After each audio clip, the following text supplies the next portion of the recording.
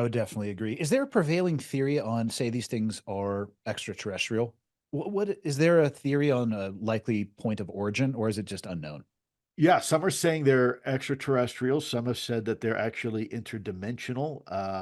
And now, as we understand more about quantum physics and the multidimensional aspects of what a universe might be, and the notion of a superverse, and then some have even said they could be as natural to Earth as we are. I'll give you a case in Huh. point.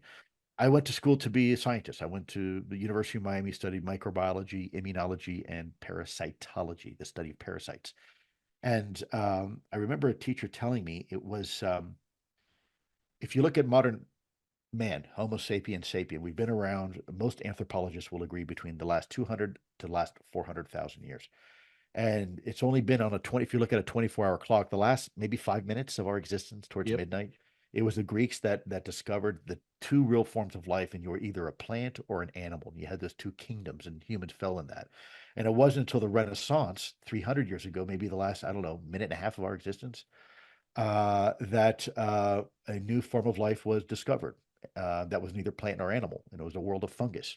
And so we pat ourselves on the shoulder, clever little monkey. And it wasn't for the last 5 seconds of our existence. Think about this.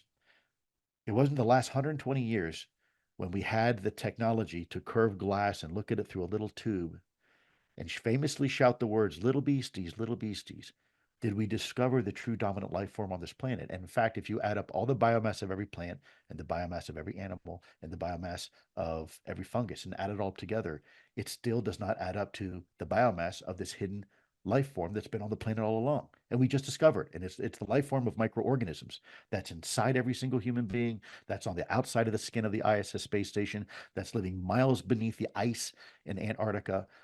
It's everywhere. And every time we try to define life, when I was in school, they said, well, all life derives from photosynthesis. Wrong. We now realize there's life at the bottom of the ocean that survives off of a process called chemosynthesis, right? So every time we try to define what life is, we usually get it wrong the first time.